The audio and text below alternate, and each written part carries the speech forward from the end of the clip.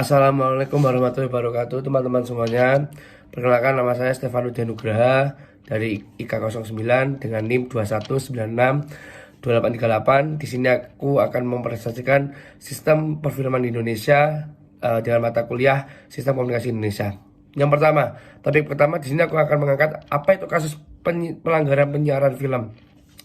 Kasus pelanggaran penyiaran film terjadi ketika ada pelanggaran hukum atau aturan yang terkait dengan penyiaran, distribusi, atau tayangan film di media publik.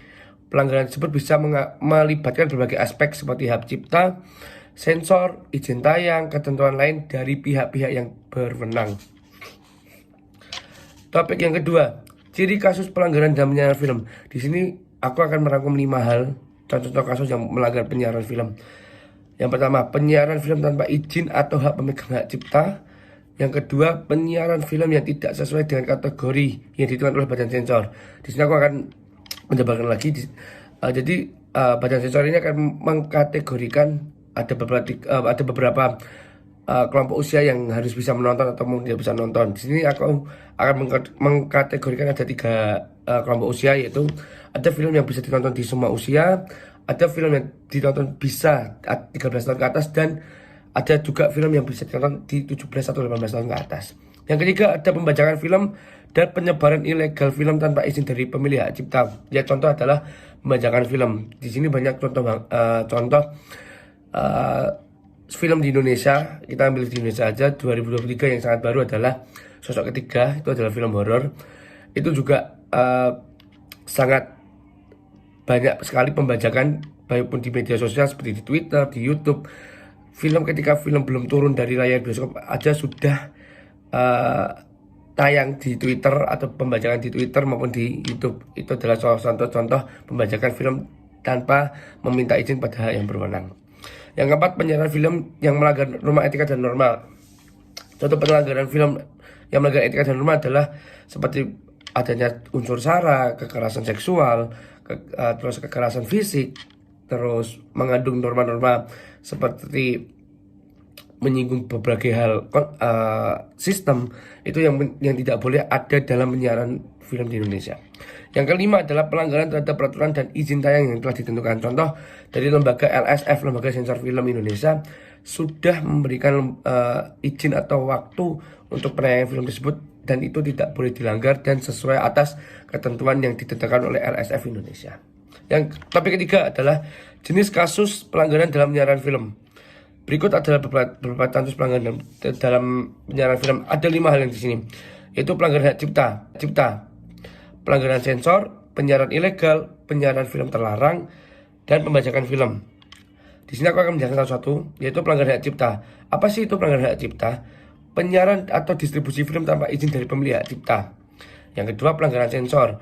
Penyiaran film yang melanggar aturan sensor atau batasan konten tertentu yang ditetapkan oleh badan penyensor. Contoh, seperti ada adegan seksual, adegan mesra, itu tidak bisa ditonton oleh seluruh kelompok usia. Itu hanya bisa 17-18 tahun ke atas.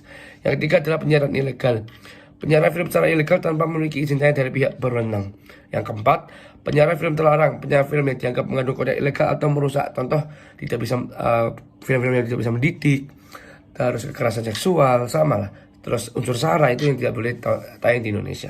Yang kelima, pembajakan film.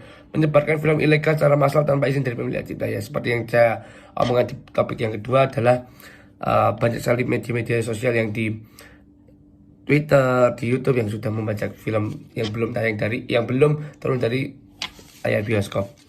Yang keempat, tugas badan penyiaran film. Di sini nih tugasnya Lembaga Sensor Film Indonesia. Badan penyiaran film adalah lembaga atau badan yang bertanggung jawab dan mengawasi penyiaran film di suatu negara. Tugas dan tanggung jawab badan ini biasanya mencakup 1. Memberikan izin tayang film di bioskop dan media penyiaran lainnya. Yang kedua, melakukan sensor untuk menentukan kategori usia dan aturan tayang film. Yang tiga, menentukan pelanggaran hak cipta dan kasus pelanggaran penyiaran film lainnya.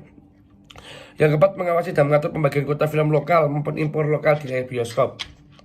Yang kelima, mendorong perkembangan industri perfilman di negara tersebut. Nah, ini adalah salah satu beberapa contoh tugas dari Lembaga Sensor Film Indonesia atau LSF, yang aku hanya merangkum hanya 5 aja. Nah, topik kelima, adalah contoh studi kasus.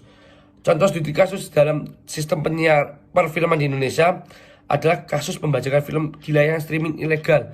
Contoh, ada banyak sekali web atau HTTPS yang memberikan streaming secara ilegal. Hanya streaming untuk bioskop online kita hanya merangkum 3, ada Netflix, Bioskop ID, dan iFlix. Masih banyak sekali, ada WeTV, ada Webtoon, dan banyak sekali.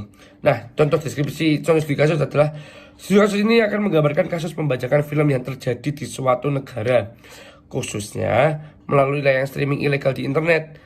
Penjelasannya, studi kasus ini akan melihat bagaimana layanan streaming ilegal menyediakan akses tidak sah terhadap film-film terbaru dan populer, melanggar hak cipta dan merugikan industri perfilman. Studi ini akan menganalisis dampak ekonomi dan pembajakan film. Nah, itu yang tidak boleh sekali, teman-teman. Dan tindakan hukum yang diambil oleh pemerintah dan pemegang hak cipta serta upaya mengatasi masalah ini. Jadi, aku menghimbau buat teman-teman untuk tidak melakukan pembajakan film. Dan untuk slide yang terakhir, jadi teman-teman juga pandai-pandai juga dan pintar-pintar memilih budaya sensor secara mandiri untuk memilah-milah film yang patut ditonton maupun yang tidak bisa ditonton. Jadi itu sekian teman-teman presentasi dari saya tentang sistem komunikasi Indonesia dan sistem perfilman di Indonesia. Terima kasih buat semuanya. Wassalamualaikum warahmatullahi wabarakatuh.